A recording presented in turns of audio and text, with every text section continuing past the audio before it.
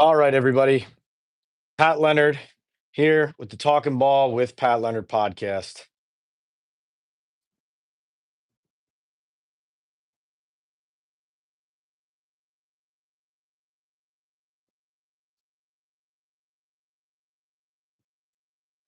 Here we are, Pat Leonard with the Talking Ball with Pat Leonard podcast here on YouTube. The channel is PL on NFL. Extremely frustrating day for Jaxson Dart and for me. StreamYard is absolutely dead to me. Been considering a jump over to Riverside for quite some time now, and we're going to be making that jump after this because apologies for the pinwheel and the lack of reliable video and audio there. But thanks for being here. Thanks for jumping over to our live link. And welcome to our weekly post game breakdown and analysis of the New York Giants. Ninth straight loss here, 2-13 Giants team. Extremely disappointing that the Giants have been unable to create any semblance of a healthy culture. They don't have any idea how to win. And I felt right now, watching this game here at MetLife Stadium, that's where I'm sitting in the press box right now, looking at the field as they're already getting to work, washing away the logos in the end zone paint and continuing to turn it over.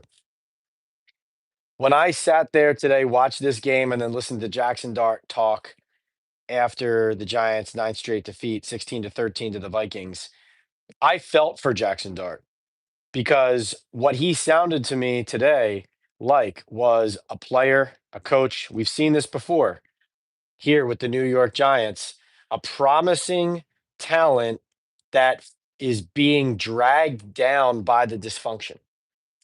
Jaxson Dart was sitting at his locker today after the game for a while,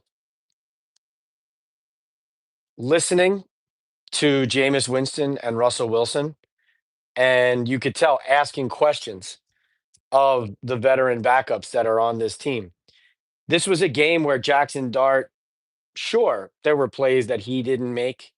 There were times where he could have gotten the ball out of his hands quicker. Of course, they were banged up on the offensive line throughout the game, including not starting with John Runyon at left guard due to the imminent birth of his and his wife's child. But Mike Kafka and the Giants didn't have adequate answers today. They had no idea how to protect against Brian Flores' defense. And even though Jaxson Dart was checking into and out of calls, depending on what he saw from the Viking safeties, Flores had him in a blender, had Kafka in a blender. And when I watch this, I think to myself, okay, yes, there are the ramifications for the number one overall pick in April. And there is plenty to glean when you're evaluating talent throughout the roster. And obviously, win or lose, this wasn't going to change the Giants' fate as far as 2025 goes.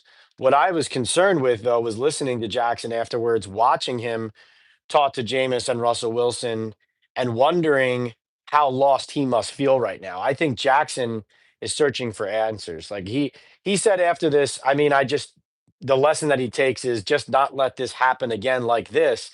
And he said, what can he glean from Winston and Wilson? Probably the big thing is perspective. They've been through a lot. They've had crazy good games. They've had games where they've struggled themselves. A lot of this is new for me, and you definitely lean on those guys and have conversations. But I don't think the people with the answers are here. I don't think the people that Jaxson Dart needs to lean on are in the building. And that is the greatest problem right now is that now you have a young quarterback and a player in Jaxson Dart who you're hanging your hat on right now as a future of your organization, as a leader of this team. And yet he is now looking around saying, what is this that I'm a part of? How do I get to where I need to be? How do I get out of this malaise and return to the player that I know I have been? Like Jaxson said, he's never been through anything like this before. But isn't that a familiar state of affairs, a familiar mental state after a player who is used to success plays within the soured culture of what the Giants have become? It's extremely discouraging. Here are the stats from this game: 13 net yards passing for the Giants, nine straight losses. They're on the verge of tying the franchise record with 10 straight losses next week against the Raiders if they lose to Vegas. They obviously set that franchise record of 10 straight losses last season. Now, 141 total yards of offense for the Giants in this game. Third lowest total in a Giants game offensively since 1999. In 1999, they had 107 yards in a win, if you can believe it, over the Tampa Bay Buccaneers. Since that 170 yards or 107 yards against the Buccaneers in 1999, the lowest total is 119 yards under Brian Dable against the Philadelphia Eagles last season. 132 yards in a wild card loss to the Carolina Panthers in 2005. And then this 141 yards against Brian Flores in the Vikings. Flores obviously suing the Giants and other teams in the NFL right now for discrimination over the hiring process back in 2022 when the Giants famously hired Brian Dable and Bill Belichick allegedly texted Brian Flores before he thought the process was finished that Dable had already landed the job. So Flores could be on his way to a third win in 3 years over the Giants as that heads to court. And meanwhile, the only good thing, obviously, if you're a Giants fan watching this game, is that the number one pick is still very much on the table. If the Giants beat the Las Vegas Raiders next week, then the Giants likely will end up with the number one pick. Of course, they have one more game against the Dallas Cowboys coming after that. But the Giants are front runners right now to land the number one overall pick in April. Obviously, Joe Shane should not be the one making that selection, but I'm sure we will get into all of that. Thanks again for all of you being here. We are brought to you here by Hooks, Rubs, and Spices, Boom Chaga Mushroom Super Drink, my bookie for all your sports betting. Hopefully, you tailed my best bet of the week, Saints covering against the Jets, as well as Saloretta for Men in Midland Park, New Jersey. Thank you to our sponsors. Thank you to everybody who supports our sponsors. Please support our sponsors. Hooksrub.com for Hooks, Rubs, and Spices. Boomchaga.com for Boomchaga. MyBookie.ag for MyBookie, all your sports betting needs. And Saloretta for Men in Midland Park, New Jersey for all of your luxury menswear and tailoring. Obviously, please go and see our rivals, our Minnesota Vikings and New York Giants, our rivals videos with all the fashion brought to you by Saloretta, which I am outfitted for. I was outfitted in pregame. But let's get to your questions because you've been very patient as our feed didn't work out. Again, like I said, StreamYard absolutely dead to me. As soon as I can, going to be switching over to Riverside and using that after the technical difficulties today. Unacceptable. Apologies for that as a content creator. I need to bring you top quality, and I promise to continue to do that in the future. Let's get right to your questions. Reminder, if you purchase a super chat or a super sticker, you will elevate to the top of the queue. But we start at the top, and we have, all right, what do we have? We have a high five coming in from Hooks Rub. Appreciate you, Hooks. Thank you so much. We have Candyman says, "Hey, Pat, had some issues, but glad you're here. We got your back, buddy. Thank you, Candyman." Alex says, GM Joey has two of the lowest passing yard games in NFL history in 23 and 25. Consistency. MetLife Turf claimed your laptop connection, says JDJ. I know. I don't know what was happening. On my end, I was getting the pinwheel as well, and I could see everything working on my feed, camera, everything like that. And for whatever reason, just could not go live through the StreamYard. Had to go right to YouTube to do it. All good because we have the best Giants and NFL community that continues to grow on YouTube. Talking Ball with Pat Leonard. Thank you for subscribing. Thank you for following. Please like, comment, review, and participate in our ongoing conversations. You can also watch Jaxson Dart's full post-game press conference on the channel. Daniel says, I can see why Dable took play calling away from clueless Kafka. John says, so I see Goodell was at the game second in a row. Any inside info why? Don't know this for sure, John, but I think it has something to do with possibly John Mara's health and the state of affairs there. I don't know that for sure. So I'm not reporting that here. But my hunch is it has to do with supporting somebody who is extremely important to the NFL and the NFL Management Council, as well as Goodell being local to New York. But that's something I will um, continue to follow up on.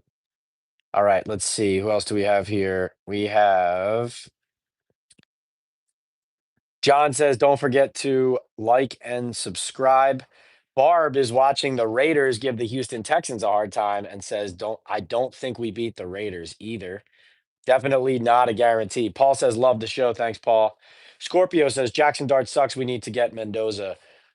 Well, I put it to you guys. I mean, this has been something that's been a national talking point, but the Giants now headed spiraling, plummeting down towards that number one overall pick in April. Would you guys want to get rid of Jaxson Dart and draft Mendoza, or do you believe in Dart? See, here's the thing. I think personally that as we've seen, a lot of players look worse off when you put them in the construct of what the Giants have built in this bad culture. Frankly, a lot of loser mentalities in this locker room. Like, you got to wipe the slate clean here. Horrendous culture in this building.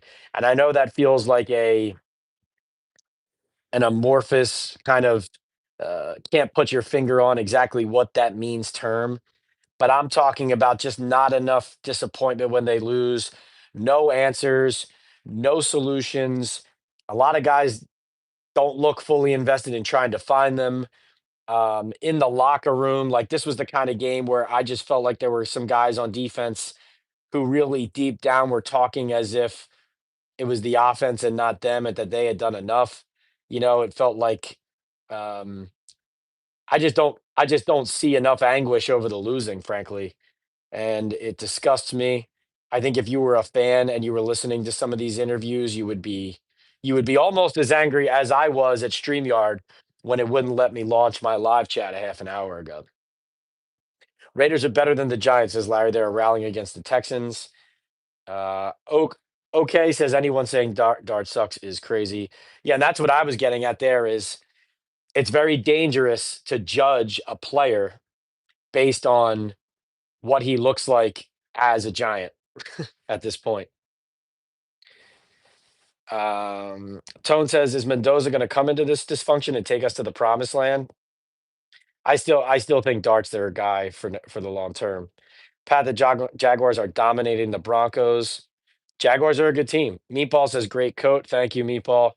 Yeah, sometimes for these live chats, I just get a little bit more comfortable. Try to sit down and kind of unwind with you all as we break down the dysfunction. Okay says, are you hearing the rumor that the GM is fired tomorrow? I know people who think it should happen tomorrow. Um, I saw the troll account Wes Steinberg tweeted that he was being fired. As we know, that account often tweets things that it thinks might happen, and then sometimes it doesn't happen and you never hear anything, and then when it does happen, that account comes back and says, see, told you, right? So that's not a report, but yeah, I mean, I think firing Joe Shane is way overdue. I think if they did it right now, it would be right on time, it would be overdue, it would be late. So I don't get what they're waiting for. I've told you guys though what they are waiting for. They have been the ownership situation and stability of what are they doing, how are they proceeding, who is going to be a part of that conversation, who is stepping into a larger role with a stronger voice in the ownership dynamic. I think that is all a part of it. So the plan has been to wait to the end of the year and then make a decision then. But I don't see what the reason is to wait at this point. But that's what I've heard. And let me be clear about Joe Shane right off the bat here. I do believe he is being fired. I don't see any rationale to not firing him, and I do believe he will be fired. Shane should be gone. Same with Slayton and Shea Tierney. What a disgrace, says Stevie Keys. Stevie, thank you for the super chat. And absolutely. I mean, what a masterclass from Shea Tierney today. 13 net yards passing for your quarterback. How those wind sprints work out on Hard Knocks. Seems like they did a lot for your young QB. I mean, all of this entire operation totally fraudulent. I've been telling you guys this for years. I know everybody here generally agrees or sees it now or saw it as well alongside me, even though we were in the minority a few years back. But a completely fraudulent operation that they're running right now. And Jaxson Dart isn't getting better, right? And this was just a complete embarrassment from the offensive staff against Brian Flores. Dart was either, however you want to put it, whether he looked unprepared, whether it looked like they didn't know how to protect him against the pressures, whether it looked like they weren't able to properly simulate how the Vikings were going to approach them. Now, Dart did say he didn't feel like anything they showed him was surprising to him, but I mean, he looked like a deer in the headlights. My takeaway from what I've learned covering the NFL since 2016 full time and watching it, regularly and following it closely from before that and freelancing and all of that is that a lot of offense and defense is the offense figuring out how the defense wants to pressure and figuring out how to run protections to combat those pressures. And then on the defensive side, it's good defensive coordinators understanding how the offense likes to protect and what its tendencies are, and then running pressures to break those protection tendencies. What I saw today was Brian Flores putting Kafka, Tierney, Dart, whoever else you want to throw into it on the offensive side in a total blender. Like just completely destroying them, embarrassing them.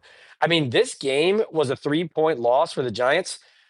Jaxson Dart was sacked two different times where they bailed the Giants out with hits to the head on Jaxson Dart by the Vikings defenders.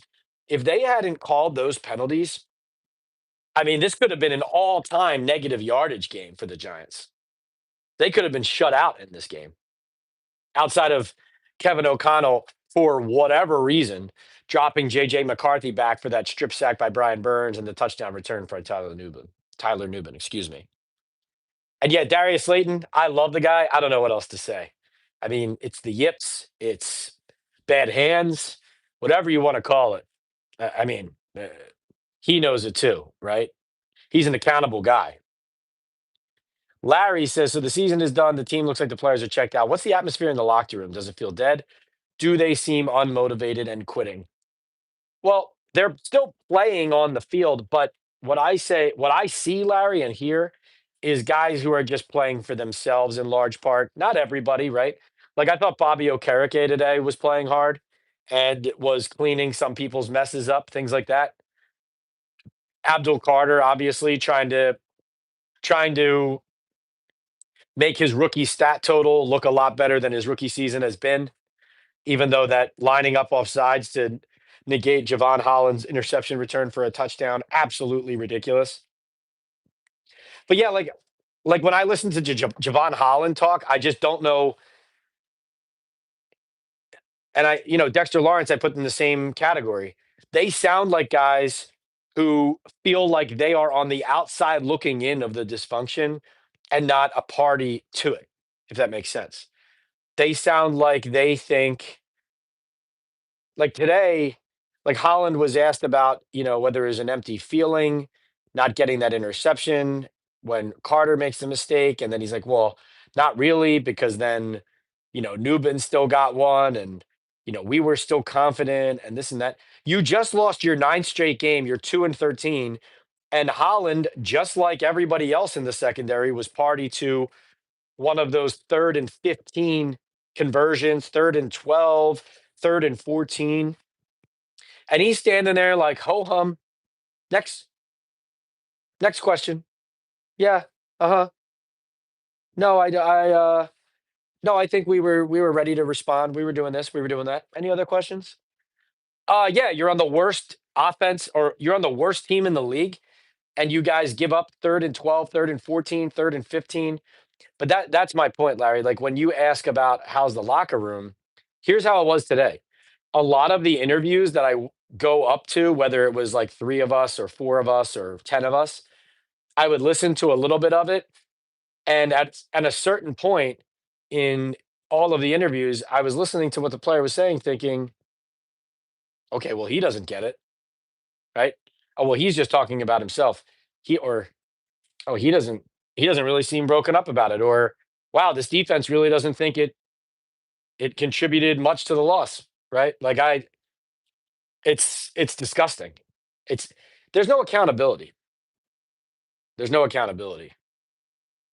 But not every player is checked out and not trying, or not every player is giving those non-answers.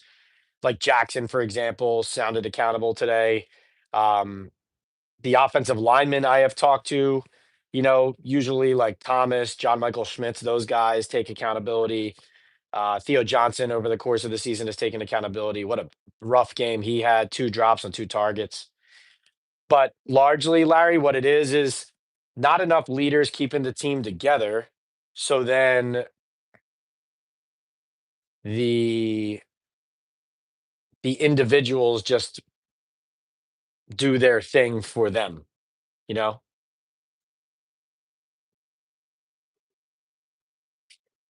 Accelera says, wow, $50. Thank you so much. Huge contribution here on Talking Ball Live with Pat Leonard here from MetLife Stadium. We are post game every week. Should be an interesting Talking Ball Live next week, guys, because I will update you on the status of when we will be going live. But next week, next Sunday, when they are playing in Las Vegas, I will be at home watching the game rather than at the stadium out in Vegas. And so, what I'm planning to do is some sort of watch along podcast with you all. Now, depending on what else is going on that day, it might be, a later in the game watch along followed by the post game live. But if I'm sitting there watching the full game live, um, and able to log on and do this, that's what we're going to do. We're going to watch the Giants game together and break it down as we see it. And I'll tell you what I'm seeing. I'll tell you what people are texting me. I'll tell you what I'm hearing and everything in between. So I'm looking forward to that. Stay tuned for all that information. And like I said, probably be using a new platform for that when we go live next Sunday. By the way, Merry Christmas, Happy Holidays to everybody as we draw close to the presents under the tree. Accelera says, I want to know the backstory of bringing back Slayton. Completely crazy and exposes the rot. They are scared of the players. Well, Accelera, the headline to bringing back Darius Slayton is Joe Shane and the Giants recognizing they screwed up in not rewarding the Saquon Barkleys, the Xavier McKinneys, the Julian Loves, right? The Leonard Williams, who they traded, of course, got a round pick in return. But it starts with the recognition of, wow, we now have a reputation for not taking care of our own. And so, from the Giants' standpoint, they were trying to make right, Joe Shane trying to make right on, wow, we keep letting locker room leaders and respected veterans go, and it's not received well by the rest of the team. In addition to the fact that even though Slayton had had his ups and downs, he was a contributing member of some of their better moments at times, like their last road win, if you remember it, was in Seattle last year, and Slayton went off. Daniel Jones, Darius Slayton, Tyrone Tracy, I think, had a nice game in that game. And so you had some flickers of, hey, we know that he can be a contributing member of some good football. But to your point, Accelera, you're not talking about just bringing a player back. You're talking about bringing Darius Slayton back at a big number. You're talking about out competing the free agent market for his services and paying him. And as we can see, based on what's on the field right now, overpaying him. So the answer to that is his outside market. And by the way, the deal he ended up getting 3 years, 36 million with 22 million fully guaranteed, including a $9 million signing bonus. Whew, even saying that out loud is tough. It starts with the fact that the Giants were trying to make right on letting the wrong people out of the building. it then proceeds to Slayton's outside market did not develop the way that he and the Giants initially expected. And so the Giants were in a position where, like some of these guys, as you've seen, Joe Shane has drawn a hard line when he decides this is the number I'm willing to spend on this position, right? Safety, running back. Like you remember the Julian Love situation, the Giants actually at the time were offering him more than he ended up taking to go to Seattle. So Joe Shane will just look at it. Here's what I'm determining. I'm going to pay the safety position, the running back position, the receiver position. So he puts more of a premium on wide receiver. But also there wasn't a deal blowing the Slayton out of the water that Shane had to go above his number, his desired number for the wide receiver position in a league where if you get the right quarterback, you have the right receivers, now you have one of the more explosive offenses. So that's the thought process. But Accelera, I'll tell you this. This is an example of turning mistake of taking a mistake and making it worse. Because what it is crap. We didn't pay Saquon. We undervalued him as a person and as a contributor on our offense. And now our locker room and our team are worse off for it. Now that the market is not ruling us out and driving the price to the point where we can't afford it, let's take care of one of our own. So trying to make right on a wrong, Joe Shane dug a deeper hole. I hope that's an acceptable answer for you with such a generous super chat that you just dropped here on Talking Ball Live with Pat Leonard. That is an amazing way to support our channel. Thank you so much, Accelera. Remember, best way to support our channel, super chats, super stickers. That'll get your comment or question answered first in the queue. And then also, please support our sponsors. The overlay is not on top of the screen that you're watching right now because I've jumped right through YouTube instead of through my typical platform.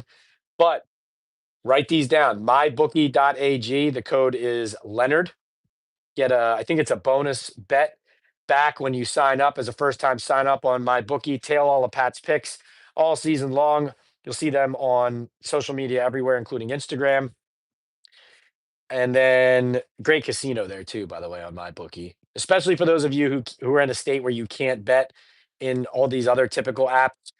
My bookie is a book that you can bet on wherever you live. And we have a lot of fans here on Talking Ball who live all over the country and even internationally. So go check it out, please. Hooks, rubs, and spices. Great for flavoring all those meats that you're putting on the grill or in the oven during the holidays. Go to hooksrub.com. You'll get 20% off if you purchase on hooksrub.com with the code Talkin' Ball. So go to hooksrub.com.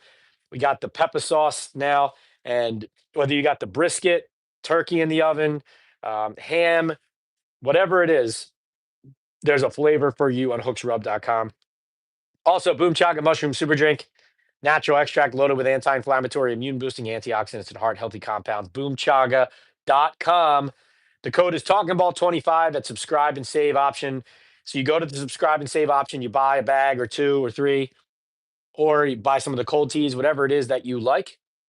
Use the code TalkingBall25 to get 25% off that first order. And then you can just cancel your subscription. You don't have to stay a subscriber. It's just a way to log the code, use the code, get that discount. And I promise this product, whether it gives you a boost or helps you lower cholesterol and helps you, frankly, just from a health perspective, which it has with many people who have used Boom Chaga, I think you'll really enjoy that product. Also, Salaretta for Men, Midland Park, New Jersey. Go check out Salaretta. All right, let's get back into the queue. Another super chat that just dropped. Want to make sure that I don't miss that.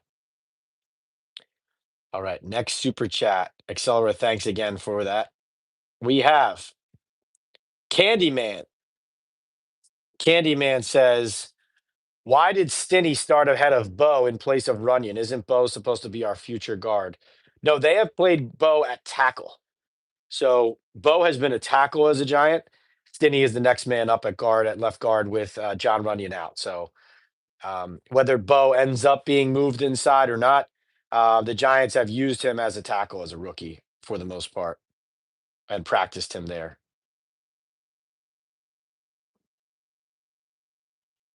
Vin says, is Marcus Freeman the current front runner for head coach after this morning's leak to Garofolo? Seems to be the Tim McDonald choice with his Notre Dame ties. There is interest there. I don't ultimately think he ends up being the next coach of the Giants, however, but there's nothing definitive there one way or another. But if you force me right now to say yes or no on Marcus Freeman, I say no. Chris Spires says to me, never pay a wide receiver unless he is a true number one. Well, also, I that's a fair point. I think also it's like also don't pay a wide receiver big money unless you know he's so like, you know, AJ Brown, Devontae Smith, as much as they've had their problems in Philadelphia, and certainly there are certain weeks where you say, "Oh man, is it worth it for this to pay this guy when he has this effect on the team or all that?" But those are two certifiable number ones on the same team, right? Where you're paying one and then another is so good that you end up paying him too. So when like we all know what a number one wide receiver looks like, and sometimes you end up with two of them, right?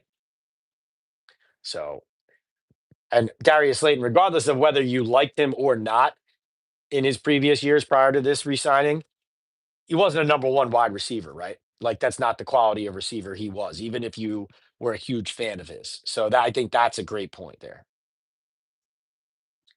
All right. Barry says, hi, Pat. Dart will be better next year. Get that first pick and get a boatload of picks, get a new GM and coach. Tiger Metal Stack says, very disappointing that Joe still has a job. Why? I don't think he will much longer. Hooks rub in the house. Alex says, Pat, thanks for finding a way to help Giants fans come to grips with this dysfunctional football team. Sad. Joe says, did they turn off the heat in the press box to freeze you out? I don't know what happened, but we were struggling here. I honestly, I consider myself pretty poised on game days, but if something goes wrong or somebody crosses me, my blood can boil, just like anybody else. When I started this chat, when I was pivoting off of StreamYard coming to YouTube to start this chat, I was as angry as I've been in a professional setting in a long time because I promise something to you all every Sunday or every game, and I want to deliver and I want to be with you all. Like let's say I had to cancel this chat, I would have been furious if I didn't get to do this. This is a release for me too. But most of all, like I just want to be able to provide the perspective to you that I feel like I have on this team and on this league because hey, you're getting me going here, but I appreciate it. Our media landscape right now and the way that professional sports are covered and talked about is a complete wasteland. Like what happened to the people who were trained as journalists to analyze, to have their opinions backed by facts and by information rather than, conjecture and agendas? What happened to people just doing the job and using their own eyes and ears and sources rather than just trying to help out their sources to get the next scoop on nothing? And so here's what I promise. As these big networks hire former athletes with no opinions, and I'm not talking about everybody, obviously. There's some people who are very good, you know. But as these just random people with no resume get all these opportunities on these platforms, what you will always know, whether you're watching me on ESPN, NFL Network, on YouTube, or I'm talking to you on the street, I will be telling you the truth. I won't be hiding anything from you. I will be delivering unique information and analysis, and I will put my credibility and integrity and reputation on the table to tell you what I believe is true, what I know is true, and to try to inform you so that the next time you're watching football or the Giants or whatever, you have a better sense of what you're looking at. You will always get that honesty from me, I promise you. And there's not enough people doing that. And I'm glad you're all here for talking ball with Pat Leonard because you're getting something here you're not getting anywhere else. I can confidently and proudly say that. And thank you all for supporting. Candyman says, I'm going to the game in Vegas with my son. Sorry you're not there. I will have an old fashioned in your absence. Yeah, Candyman, please do.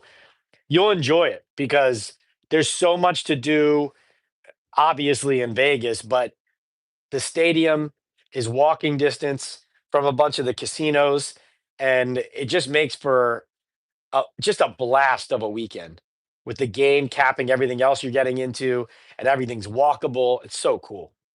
It is worth a trip for anybody. I mean, honestly, at this point, you should probably watch two different teams. You should probably watch somebody else play the Raiders.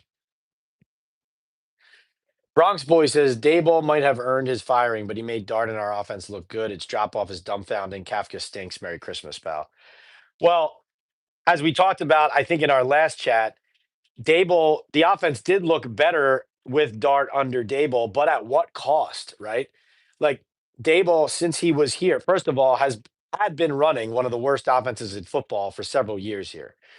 But with Dart, you're saying you liked how it looked better than what it looked like with Kafka. I hear that. That's because since Dable left, they're trying to develop Dart as a pocket passer who runs rather than as an athlete running quarterback who can only move the ball with his athleticism. They're trying to train him, develop him, build him up. The problem is from the coaching to his skill set to the supporting cast, it's not there right now. So but here's the thing. What did Dable get fired for? A lot of reasons. But one of the things that you have to put an asterisk on is even when he got production out of these quarterbacks, they all got hurt. Daniel Jones, Tyrod Taylor, Drew Lock, Tommy DeVito, Jackson Dart. It's putting their bodies on the line and not sustaining production or their health and not keeping them on the field. So this is something that as much as I hear you, it would look like a better offense prior to Dable's firing with Dart in some of these games. But you see the cost that it happened at. It happened at the cost of using his head like a battering ram and throwing the entire um, national conversation out the window on Jackson Dart from look how good he is this sustainable and do they need to draft another QB? That started with Dable's handling of him. Let's see. JDJ says, I think it's safe to say we should have left Dable in place of only for the sake of the continued development of Dart because Kafka calls games like he doesn't trust him. John says it didn't help Dart that half the line was out, so no protection. Also, he needed wide receivers who can get open and catch the ball. Jackson doesn't check out. No audibles, no play action, no screens. What was the game plan? Says Coach D. I didn't like the game plan. They had Dart in a Vitamix blender, says GCN. Hey, Pat, says Stanley. Do you think Joe Shane pulled a two-face move and got Brian Dable fired, and the players on the field have lost respect for it, which results in the team not putting up a fight on the field? I know players in the locker room don't trust Joe Shane and don't have a belief in his program. I mean, that is a definite truth. That is 100% true. There are guys in the locker room who, and players around the league know the secrets out on what people think of Joe Shane. Like the Giants' continued employment of him is a laughing stock. Chris says, "Who do I think the Giants will go after if they get a new GM?" Don't know that wish list yet from them. I've said I think Will McClay from Dallas deserves a look, although Dallas will most likely protect him from getting out. But that's where I would start if it were me. Let's see.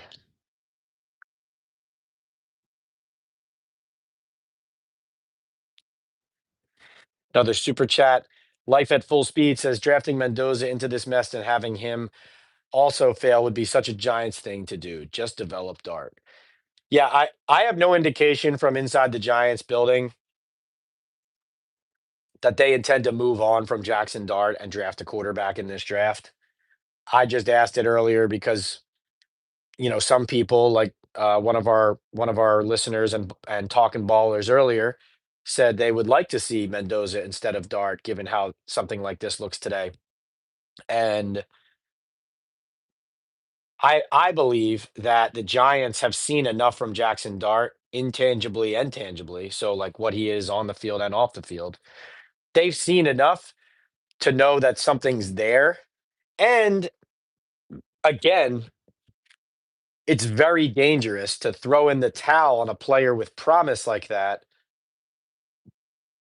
when you're evaluating him in the construct of what they are at the moment, right? So I believe that's the way it'll go is keeping Dart and going from there.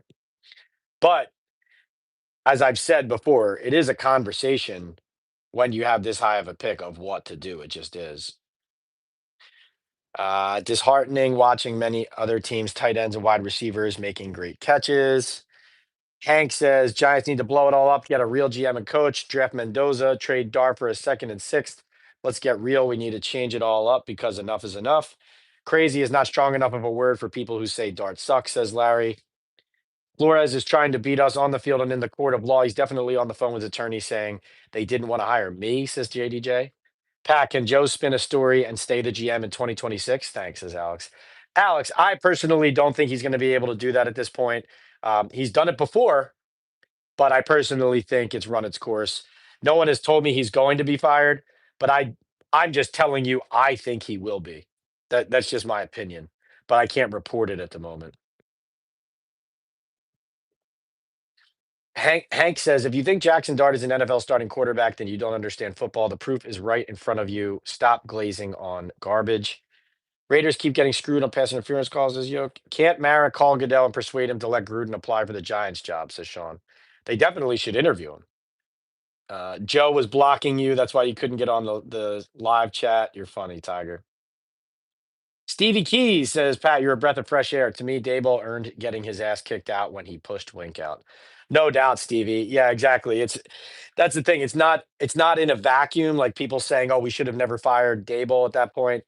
Like you said, Dayball's firing was overdue.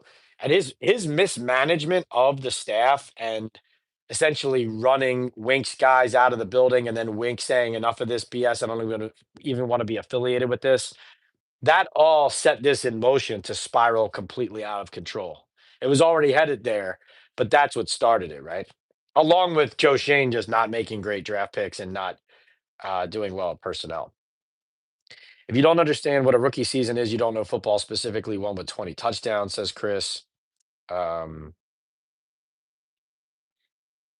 let's see.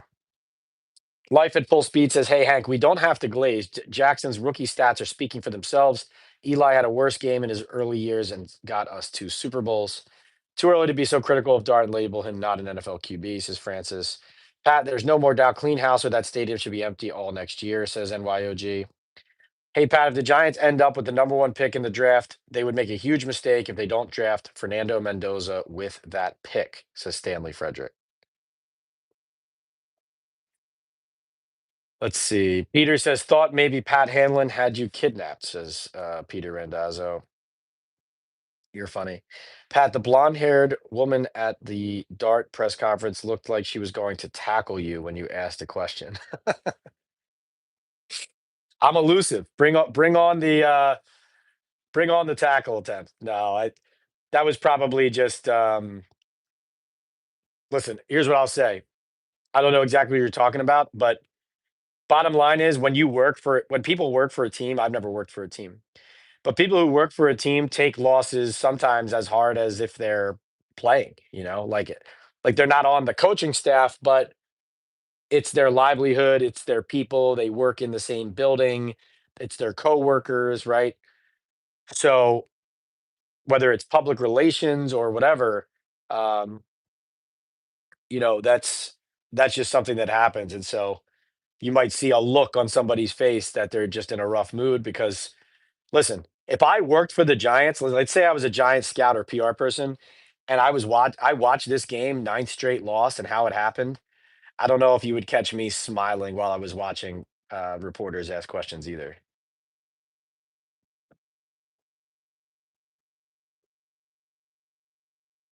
Let's see.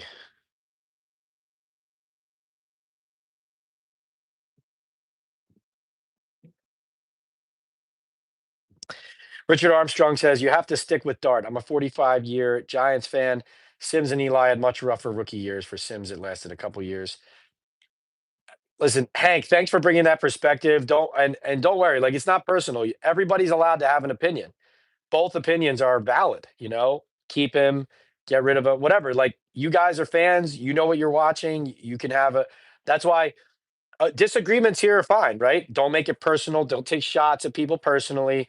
Like that's what I love about what we have going here is you can say whatever you want in here and spark a discussion, and hopefully we can present all different sides of that perspective.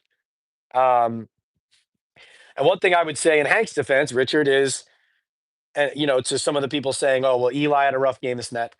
What Eli Manning did and Phil Simms did has nothing to do with what Jaxson Dart is doing or not doing. Now, I hear what you're saying about, listen, this has happened to quarterbacks. Be patient. It doesn't mean the rest of it's going to look bad.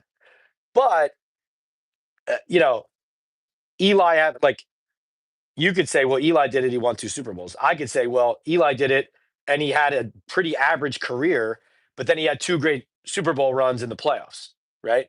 Like, that's why his Hall of Fame case is not an obvious one and why he didn't get in on the first try, right? So there's always two sides of these. Uh, Yoke says they're neutering Dart. He has absolutely no help from the receiving core. Barry says Mahomes couldn't save this offense. Keep Dart and add improvements. Need better coaching and management. Hooks says we need to stop with this pick Mendoza narrative. Dart's the guy for now. Who knew about Mendoza before they beat Ohio State? Do you remember him last season at Cal? Wasn't that amazing? Come on. Let's see.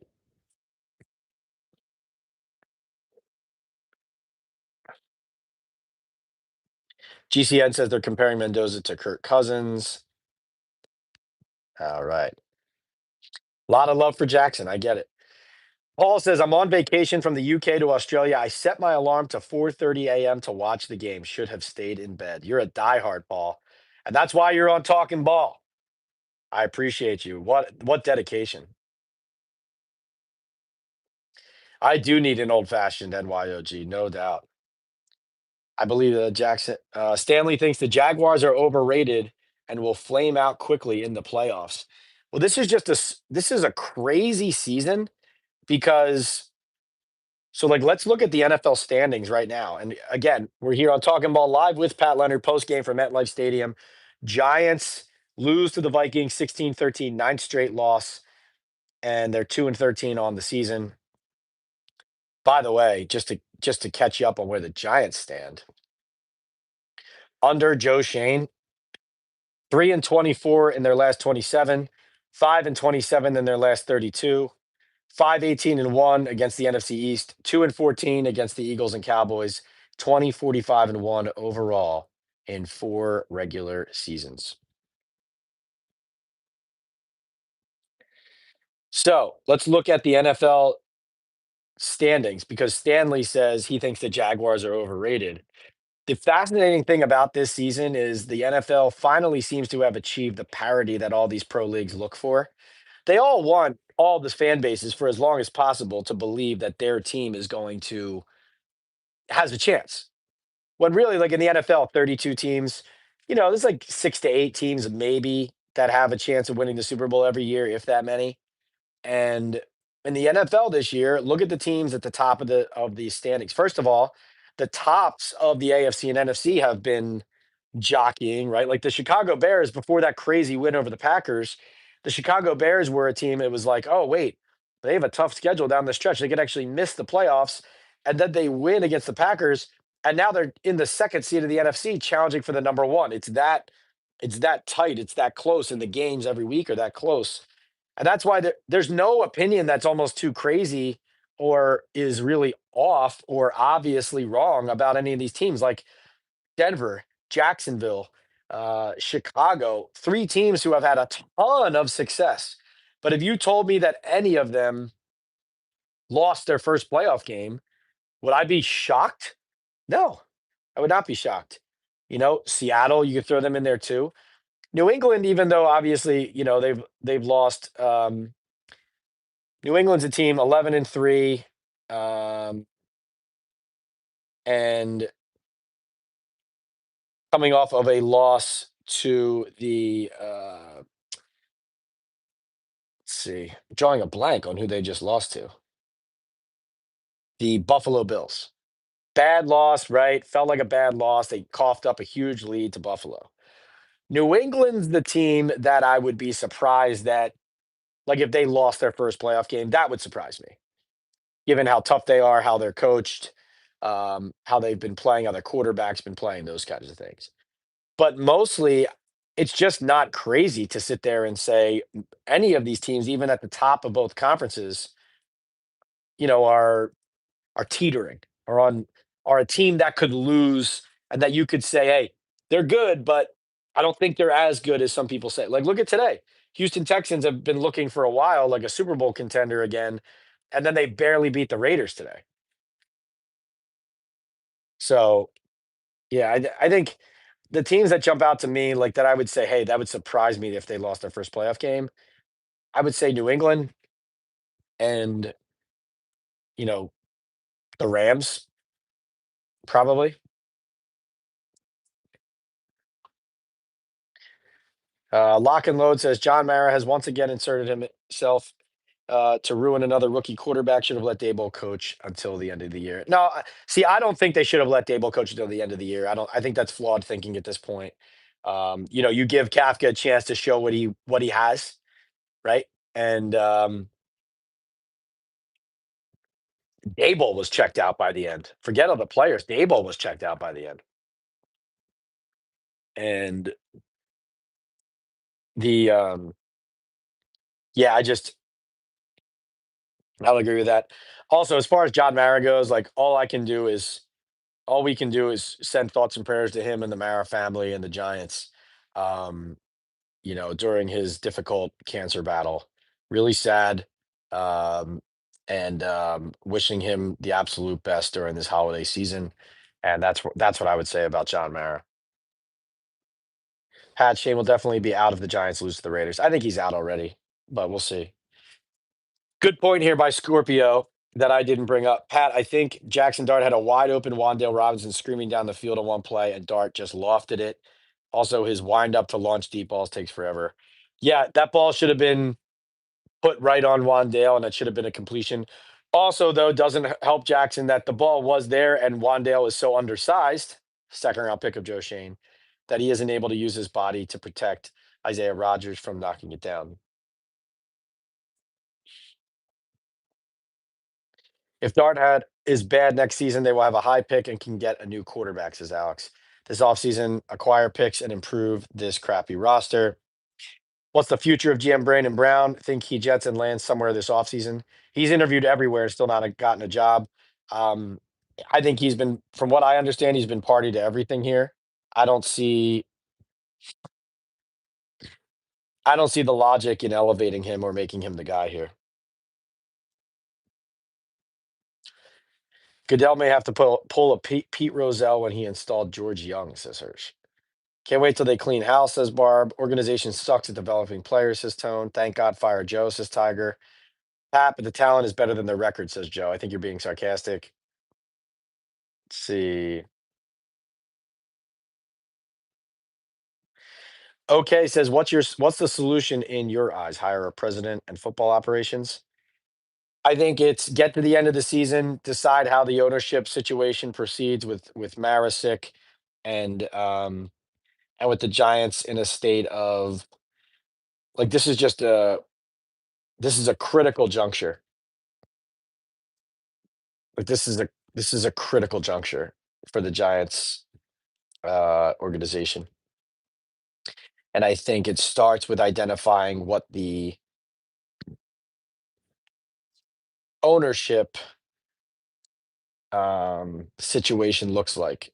Who in the Mara family is stepping up into a more prominent role? How do they judge? How does the new dynamic impact what the Giants look like as a roster and how they proceed as a franchise, right? Like I think, okay, I do think that it is continues to be dangerous that ownership and family ties are so tied to the way that the personnel is decided upon in this organization. The Giants did try to empower Joe Shane as an outside hire rather than their their previous operations, which was hiring a friend in Dave Gettleman, and then essentially what Gettleman was doing was what they did or wanted done. Um, but yes, I do think they need separation between church and state. There has to be a change in how they operate this franchise. Is hiring a president of football operations in between to buffer the ownership and create like a new position that governs the football team, but isn't um, Teflon and isn't protected when it's time to pay the piper for accountability when it comes to the team's failures. Yeah, I think it's a good place to start. Yes, saw DK Metcalf throw a punch at a fan. Can't do that. I don't know what the fan said to him or how it came to that.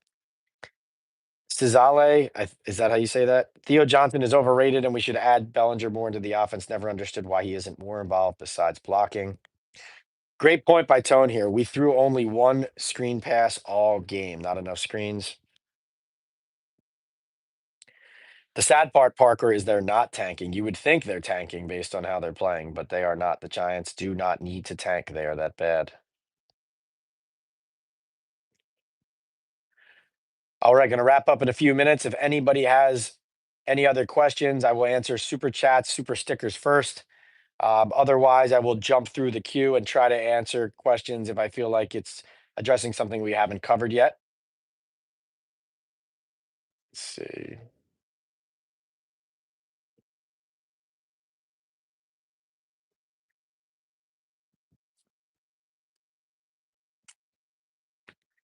Bronx Boy says broke offensive line with terrible depth and lots of blitzing. Pass catchers can't get open, and when they do, people can't catch Theo Wandale Slayton, but we still got the pick.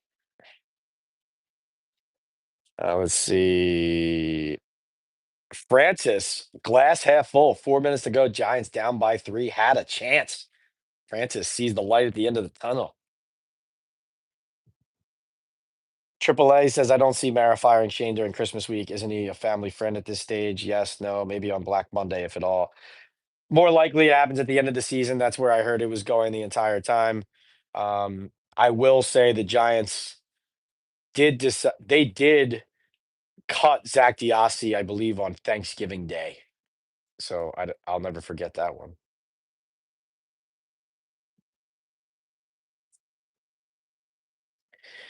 Hook says there's so many plays where guys line up off sides. It seems like the refs pick and choose when they want to call it or not. Also, false starts just before the snaps. Yeah, really frustrating though. Like the Giants they just don't have composure or poise. Like Abdul Carter's a guy who did what he wanted all season, and then they finally had to bench him twice just to get him in line and start following the rules that everyone else has to follow. Not a coincidence. Um, Not a coincidence that the um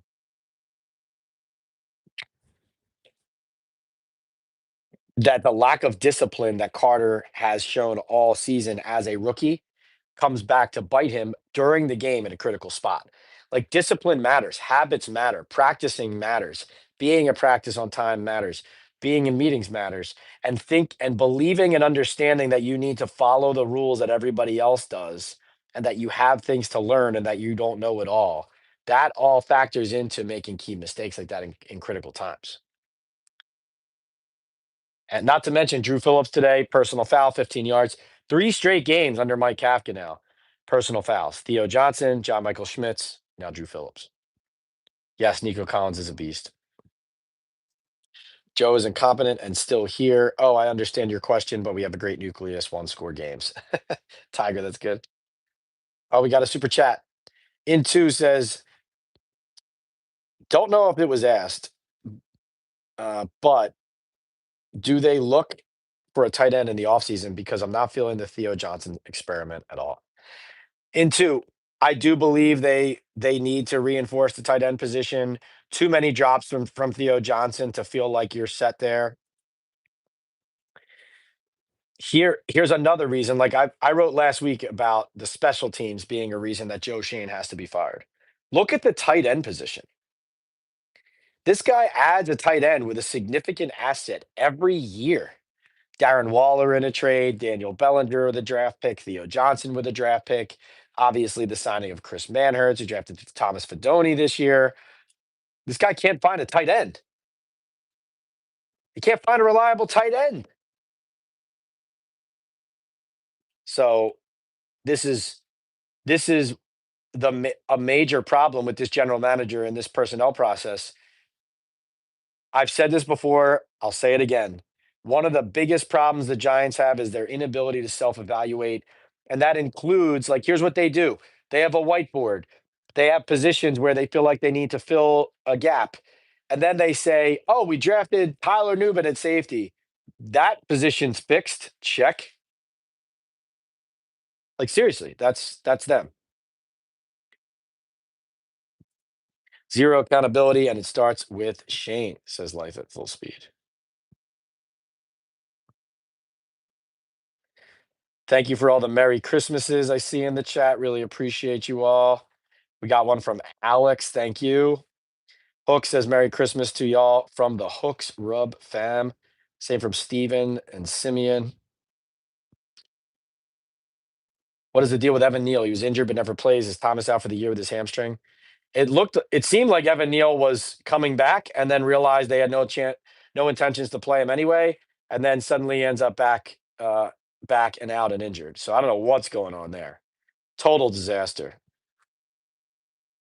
Do I think a new GM would blow up the roster? Compared to what we've seen, yes. I can't say that they would get rid of all the guys you're thinking that they would get rid of, but yes, that would be what a blow up looks like. And that's another reason, great point, why Joe Shane needs to be fired, because if he's going to stay, he's not going to do that. You've seen he makes roster decisions to protect the optics on how his process looks. Jalen Hyatt benched again this week after not coming back to the football last week. Deontay Banks has to play today, benched again because he won't protect the edge and doesn't try hard enough.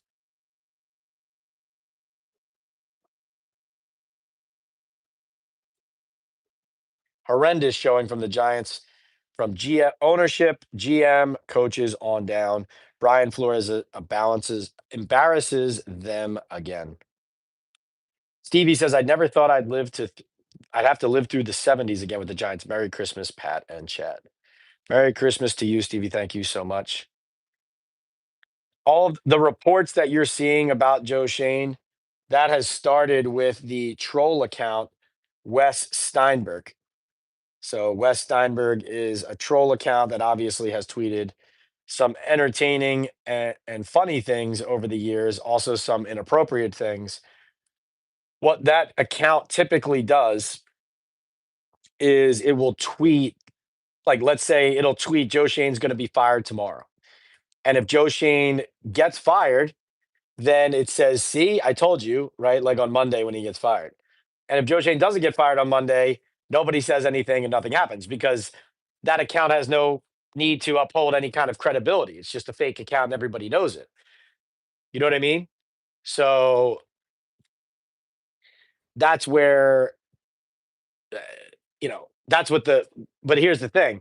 Wes Steinberg also, like, has enough of a following, and there's so many people who for some reason look at it, and even though it's fake, they view it as like the start of a rumor that could be real. And so, it becomes either self-fulfilling, and everyone's like, "Oh, maybe it is right." Like the next day he gets fired. "Oh, maybe this account wasn't screwing around. Maybe it's true. Or maybe this is an insider." But then when it doesn't happen, nobody says, what went wrong here, you know? I hope that makes sense. But basically, I have to report something. I have standards to report something. An account like that can just guess what's going to happen.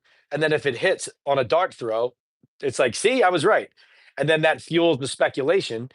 that that can be um, that could be an account that people go back to. But like I said, could Joe Shane be fired tomorrow? Yeah, sure. No one's telling me that he's going to be. I've been told throughout the process that it most likely is going to be an end of the year thing, but I do believe he will be fired. I'm a fan says have a great holiday, Pat. Thank you. Um, yeah, Brian. Banks was covering Jefferson on the one team because or on the one play because Flop was out.